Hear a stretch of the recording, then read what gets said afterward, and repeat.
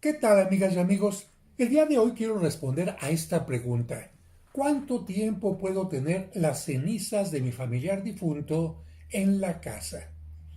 ¿Por qué? Bueno, pues porque actualmente se ha hecho costumbre que las personas sean cremadas y que después de la cremación se entreguen a los familiares las cenizas en una urna como esta, bastante cómoda para llevar, para guardar, incluso para colocar en cualquier escritorio, en cualquier librero o en cualquier espacio de la casa. En realidad no ocupa mucho espacio, como pueden ver, y por eso mucha gente piensa que las cenizas pueden estar todo el tiempo, tiempo indefinido, dentro de la casa. Pero miren, ¿qué les parece si platicamos un poquito más que dar una respuesta de cuántos días, una fecha concreta? Miren, hay que ser sabios y hacer caso, poner atención en lo que la naturaleza nos dice. ¿Qué nos dice la naturaleza cuando muere una persona? ¿Qué pasa con el cuerpo de una persona? El cuerpo empieza inmediatamente a descomponerse, a emitir olores fétidos y evidentemente también a tener un aspecto nada agradable. ¿Por qué? Porque aquel cuerpo ya es un cadáver. No es nuestro familiar que reía, que comía, que tenía un aspecto lozano, sino lamentablemente ya es un cadáver. ¿Qué te dice la naturaleza ante un cadáver? De alguna manera, discúlpame con todo respeto, hay que deshacerse de ese cadáver, deshacerse con respeto y por lo tanto no se tira como si fuera una simple basura. Y también por cuestiones sanitarias, porque ¿qué pasa en un lugar donde hay cadáveres por aquí y por allá y por allá? Como en el tiempo de las pestes, bueno, pues hay contaminación. Por lo tanto, por higiene, por sanidad de toda una población, de la familia, de la persona y por respeto al difunto, se crearon desde los tiempos más antiguos divisiones entre el mundo de los vivos y el mundo de los muertos. El mundo de los vivos es el mundo de las ciudades, tu casa, tu departamento, el espacio donde vives normalmente, y el lugar de los difuntos le llamamos cementerio o camposanto. Cementerio cuando son sepultadas cualquier tipo de personas sin ninguna cuestión religiosa, y camposanto se llamaba cuando las personas eran sepultadas en el piso de la iglesia, de la capilla, de la catedral, en las paredes, en las criptas o incluso en la parte del atrio. A eso se le llamaba el campo santo, a diferencia de el cementerio. Bueno, normalmente estaban separados, por lo tanto, el espacio de los vivos y el espacio de los difuntos. ¿Cuánto tiempo se tardaba en sepultar a las personas? Mira, esto varía en cada cultura. En el ambiente bíblico, todo el Antiguo Testamento nos habla de que en el mismo día incluso se sepultaba a la persona, tanto para despedirse de la persona, para cumplir con los ritos de sepultura, se utilizaba simplemente el mismo día en que habían fallecido. No esperaban al día siguiente. Por lo tanto, no había la clásica velación que existe en algunos lugares. En algunas partes se comenzó a hacer la velación porque había que esperar a que llegaran los familiares de distintas partes para despedirse del difunto. Pero ¿cómo se despedían si el difunto ya había muerto? El cuerpo ya no era la persona viva. Bueno, era una forma de decir. Entonces esperaban que llegaran algunos familiares y por lo tanto se velaba. En otros casos, para asegurarse de que la persona estuviera realmente muerta, la colocaban en una caja con un cristal para ver que el cristal no se empañaba, porque si se empañaba es que el muerto estaba respirando de alguna manera y por lo tanto no estaba muerto sino vivo. Todavía hasta nuestros días algunos ataúdes tienen este vidrio precisamente para esta función. Pero en este caso de esperar a que el sepelio, el funeral, el entierro fuera al día siguiente, entonces que había que hacer ya cosas extraordinarias. En primer lugar, para disimular los olores del cuerpo que estaba ya echándose a perder, ponían ajos, ponían cebolla, ponían vinagre, o bien, en otros casos, como actualmente, embalsamaban al difunto. ¿Qué significa esto? Bueno, le inyectan cosas para que los órganos, que son los primeros que se empiezan a pudrir, que se empiezan a descomponer, se mantengan un tiempo más sin descomponerse. Hay lugares donde la inyección es tan fuerte que incluso, como en Estados Unidos, el cuerpo puede tardar sin descomponerse hasta incluso una semana o algo así. En otros lugares lo que hacían era extraerles precisamente estos órganos y ponerlos en vasos aparte, como en Egipto los vasos canópicos, para que el cuerpo se mantuviera más tiempo. Pero esto ya es un poquito ir en contra de la naturaleza, porque te repito, la naturaleza lo que nos diría es, si ya murió una persona, despídete lo más pronto de él y haz tú lo que tengas que hacer de acuerdo a tu cultura. Y precisamente en algunos lugares se quemaba el cuerpo para adelantar el proceso de descomposición y para no tenerlo que llevar a una fosa grande. Si acaso las cenizas se guardaban en una urna de mármol pequeñita y se colocaban en algún lugar, no donde vivían las personas, sino en algunas catacumbas, en algún cementerio, etc. Y en el caso de los enterramientos también se acostumbraba a enterrar a la persona lo más pronto posible. Esto nos lo dice precisamente la propia naturaleza. ¿A ti no te gustaría tener el cuerpo de tu familiar un día, 2, 3, 4, 5, 6, ahí en tu sala, en tu comedor, en el espacio donde vives? Fíjate, cómo si tener el cuerpo de tu familiar en ese espacio no es agradable, entonces, ¿por qué sí tener las cenizas de tu familiar? Es lo mismo. Es finalmente un difunto, con cuerpo o con cenizas, pero se trata de lo mismo. Sin embargo, el hecho de que se haya hecho como más popular por falta de cementerios, por falta de seguridad en los cementerios, porque ya hasta en los cementerios se meten los ladrones para robarles y quitarles la pieza de oro que tenían, la pieza de amalgama, la joyita con la que le enterraron, hasta las ropas, si es que se dieron cuenta los sepultureros que tenía alguna ropa especial. Bueno, ya ni siquiera los cementerios respetan. Entonces mucha gente, por la lejanía de los cementerios, por la falta de cementerios y por muchas cosas más, empezaron a cremar ya a los familiares. Pero aquí empezó una cuestión que realmente es preocupante, porque con estas cenizas empezaron a decir, bueno, las cenizas no huelen feo, las cenizas no ocupan mucho espacio y por lo tanto me quedo con las cenizas en la casa. Aquí la Iglesia nos ha enseñado lo siguiente, a separar el mundo de los vivos y el mundo de los difuntos. Por lo tanto, de acuerdo al pensamiento de la Iglesia, más tarde hablaré del aspecto de la tanatología, desde el punto de vista de la Iglesia se nos dice, no es correcto que tengas a tu familiar en un librero, en un escritorio, en una mesa. Lo importante es que lo lleves a un cementerio, que lo lleves a una iglesia donde haya nichos donde se pueda guardar, porque finalmente no es tan costoso este servicio y en un nicho pueden incluso llegar a caber 3 hasta 4 urnas sin ningún problema. Así que, de acuerdo a la Iglesia, tener las cenizas en casa no es correcto.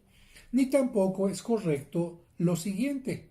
Algunas personas ya pensando que teniendo las cenizas tienen ahí a la mamá, tienen al papá, ya no está la mamá o el papá ahí.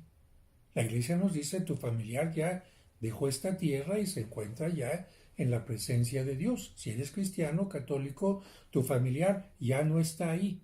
Tu familiar no son cenizas. Tu familiar no está encerrado en esa cajita. Y aún en el caso de que estuviera sepultado en el cementerio, tu familiar no está en el cementerio. Ahí están los restos, los huesos. Así que ahí no está tu familiar. Pero bueno, como las cenizas se convierten en un elemento fácil de manipular, no faltan aquellas personas que, bueno, como fuimos 7 hermanos, vamos a dividirnos las cenizas en 7 pedacitos para que cada quien tengamos nuestra cajita en casa. Creo que esto no es correcto y te voy a decir más adelante por qué, según la tanatología. Entonces empiezan a repartirse las cenizas cuando esto no sería correcto. Regreso al ejemplo del cuerpo. Imagínate el cuerpo del difunto.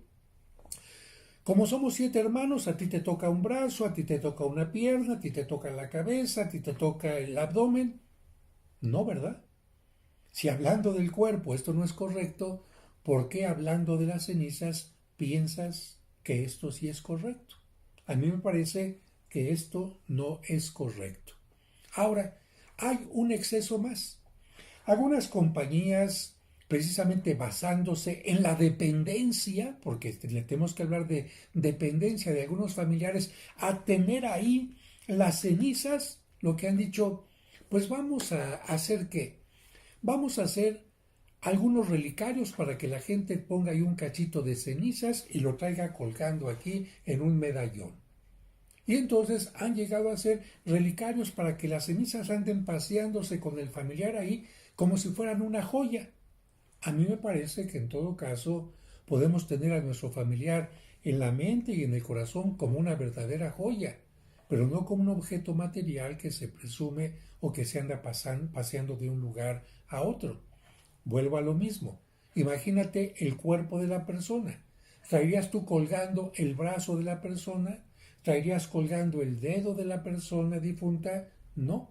Pues entonces aplícalo ahora a la ceniza y pregúntate por qué en el caso de la ceniza sí. Y algunas compañías han llegado a un grado mayor que comprimiendo por un sistema especial las cenizas, las llegan a convertir en algo así como un brillante o diamante que la gente puede tener también colgando como un dije, como un adorno. Y solamente aquí te comparto esto. Fíjate que una persona conocida, no digo el nombre, una alumna mía de la zona del Pedregal, bueno, cayó en esta tentación de tener a su familiar como si fuera una joya. ¿Y qué creen que pasó? Bueno, lamentablemente en una ocasión en que iba ella por la calle, pasó una motocicleta con 2 tipos, vieron que algo le brillaba en el pecho y le arrancaron aquello y ahí va la joya. La gran pregunta es, ¿dónde quedó entonces el resto, las cenizas convertidas en joya de aquel familiar? ¿Qué hicieron ellos con esta joya? La llevaron a un monte de piedad, la vendieron, ahora la trae otra persona colgando como si fuera cualquier objeto, o la tiraron. Ahí está lo delicado precisamente de tener este tipo de cosas. Porque mientras nosotros vivimos, nuestro familiar quizás pueda estar ahí en casa, pero nosotros vamos muriendo. Y no es lo mismo el cariño que le tuvieron los hijos, los nietos, que los bisnietos, que los tataranietos, o los que ya ni conocieron a la abuela, los que ya ni conocieron al difunto y dicen, ay, esta caja, ¿qué está haciendo aquí? Ya es un estorbo, ya va para afuera. Ay, este relicario, ¿qué está haciendo aquí? Ya va para afuera. Y entonces a veces terminan tirándolo a la basura o finalmente lo llevan a un lugar donde siempre tuvo que haber estado.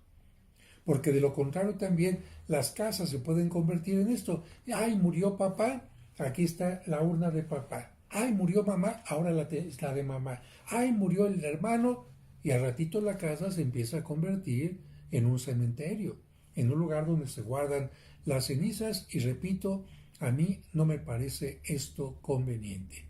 Una cosa es acelerar el proceso de descomposición del cuerpo y otra cosa es quedarse con las cenizas como si fueran un objeto ordinario. Y ahora voy al tema de la tanatología.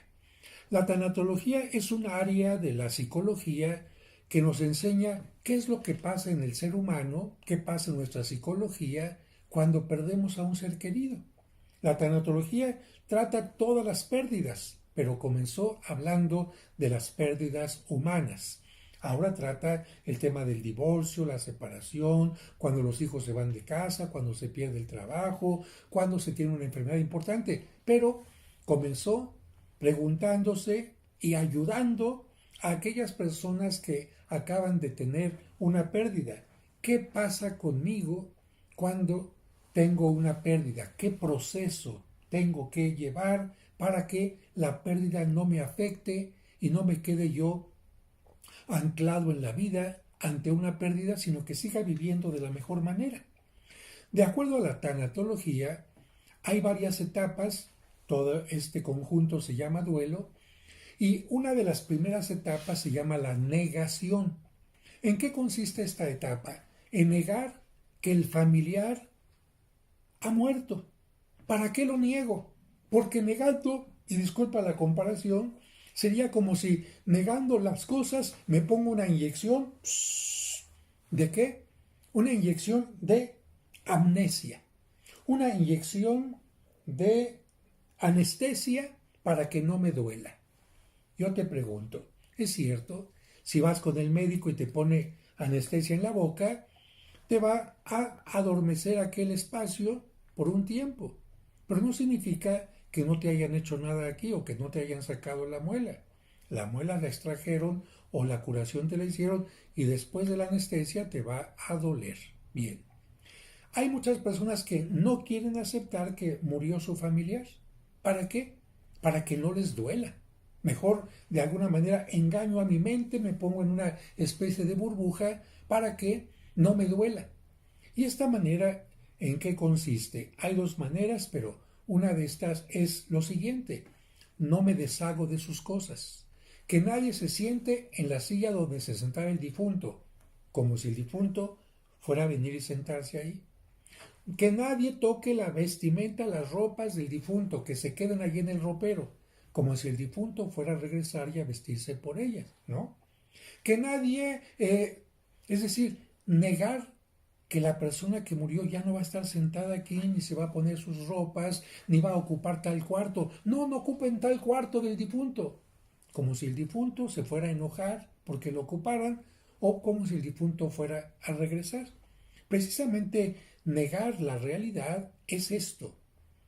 Y negarlo, te repito, es para que no me duela, para que no me duela, para que cuando vea que alguien ocupó su lugar, ay, ay, ay, es que ya no está. Para que cuando abra el closet y vea que ya no están las ropas, ay, ay, ay, sí se murió de veras, ay, ay. Precisamente la negación es un mecanismo psicológico para que no me duela lo que pasó. Negando las cosas, no las cambiamos. No porque neguemos la realidad, el difunto, la difunta, no se va a haber muerto. Se murió. Así que tenemos que aceptar la realidad y solamente hasta que aceptamos la realidad y pasamos este primer punto que se llama negación, podremos llegar a otros puntos. Después de la negación vendrán la floración de emociones y sentimientos. Al saber totalmente, al aceptar totalmente que ya falleció la persona, no nos quedará otra cosa que llorar, que enojarnos, que estar tristes, que sentirnos impotentes. Es lo que no queremos con el primer paso, precisamente. Mejor niego las cosas y no lloro. Disimulo como que está aquí, hablo con mi difunto, ¿qué tal, papá? Ya llegué, etcétera. Ya no está aquí. Y precisamente tener las cenizas en la casa impide que se pase el primer paso, que es el paso de la negación. Si yo tengo las cenizas en casa, de alguna manera estoy diciendo, aquí está mi papá, aquí está mi mamá, puedo platicar con ella, aquí está con nosotros, la pongo en la mesa el día de la Navidad para que sintamos que está con nosotros, el día de su cumpleaños la tengo ahí y le canto estas son las mañanitas, etcétera, como si fuera la persona. ¿Qué está haciendo mi mente? ¿Qué está haciendo mi psicología en ese momento? Está negando la realidad. Como si lo que hay dentro de esta caja, que es muy valioso porque fue parte del cuerpo de una persona, fuera la persona. Son restos, pero no es la persona, y quien se aferra a tener los restos, lamentablemente puede evitar que su proceso de duelo camine sanamente. Así que la misma psicología nos diría, no es correcto aferrarse a el cuerpo, a los restos de un difunto. Y regreso nuevamente a la idea original. ¿Qué pensarías de una persona que, para no despedirse de su familiar difunto, lo metió en un refrigerador y lo tiene ahí congelado en su casa? ¿O lo disecó y lo tiene ahí en alguna vitrina? Yo creo que esto no es sano. Repito, la naturaleza nos enseña que cuando una persona muere hay que cumplir con el rito normal y, como dice Cristo, que los muertos entierren a sus muertos. Es decir, las personas tenemos que entender que la vida tiene que continuar y solamente los muertos que no quieran entender esto, las personas que están vivas pero parecen muertos, podrán aferrarse a esta situación de quedarse con las cenizas de un ser querido. Yo espero que este video te ayude a tomar en cuenta esto. El respeto, el cariño a nuestros difuntos no significa que los tengamos que tener con nosotros. Y hay, por supuesto, siempre una parte que nos permite tener ciertos márgenes de entendimiento. Padre, pues es que lamentablemente la muerte de nuestro ser querido nos trajo a nosotros una situación incómoda económicamente. No estábamos preparados para su muerte, era el que sostenía la casa, era el que proveía a sus papás e incluso a los hijos también, a la esposa, y de repente tuvimos que juntar con mucho trabajo para el funeral. Y por el momento no tenemos para comprar un espacio en el cementerio o un espacio también en algún nicho, en alguna cripta, en alguna iglesia. Bueno, ahí entendemos que la parte económica es la que está privando de esta posibilidad. Es la parte económica. No es que la gente no quiera, no es que la gente no tenga el deseo de cumplir con lo que se debe hacer, sino es una cuestión económica. Y en esos casos simplemente se le invita a la gente a que lo más pronto posible logre colocar las cenizas de su difunto en un lugar adecuado. Incluso hay este compañerismo de los vecinos, donde cuando se enteran de que no hay posibilidad de hacer el entierro o la colocación de las cenizas, dicen, vamos a hacer una cooperacha, así se dice en México, por lo menos en la Ciudad de México, vamos a cooperar para ayudar a nuestros vecinos, a nuestros familiares, a nuestros amigos, a nuestros compañeros, a que puedan cumplir con esto que nos dice la mentalidad cristiana, porque además hay que recordar que una obra de misericordia es sepultar a los muertos, que significa darles un espacio adecuado, un espacio adecuado. Y si estamos ayudando a que una persona tenga un lugar para depositar sus cenizas, estamos cumpliendo con esta obra de misericordia. Y repito, un lugar adecuado, porque con esto termino. Lamentablemente en Acapulco sucedió algo terrible. Los buzos, los pescadores de la zona entre una playa que se llama Caleta, Caletilla y Roqueta, 3 playas, decidieron colocar una imagen para que los protegiera, para que los bendijera en el mar. Es una parte donde no está muy hondo el fondo, y entonces colocaron ahí una imagen de la Virgen. ¿Y qué es lo que empezó a hacer la gente? A tomar ese lugar que consideraban sagrado como un lugar para colocar las urnas de cenizas. Claro, no las llevaban de madera porque la madera flota, entonces empezaron o bien adentro de la madera colocar piedras para que se hundiera la urna, o bien llevar urnas de metal. ¿Y qué crees? Que todo el espacio en torno a la imagen se empezó a llenar de un basurero de este tipo de urnas, porque además el oleaje empezó a hacer lo propio. El oleaje empezó a hacer que se abrieran muchas de ellas, por lo tanto las cenizas quedaron mezcladas con el agua, pero todas las cajas quedaron abiertas, convirtiendo aquello en un lugar sumamente desagradable. Son comentarios que algunos de ustedes me pedían que hiciera, y con mucho gusto los comparto. Respetamos siempre el pensamiento de cada persona, pero tratamos de iluminar las cosas de acuerdo al pensamiento de la Iglesia y una sana reflexión. Porque lo cierto es que no va a llegar ningún policía a checar allá a tu casa, ¿tiene urnas aquí o no? No va a llegar ningún sacerdote, ningún obispo, ¿no?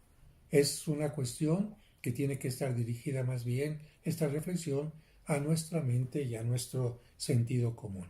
Que Dios les bendiga y si no están suscritos a mi canal, suscríbanse para que puedan llegarles más fácilmente los demás videos que voy subiendo. Y gracias por sus preguntas.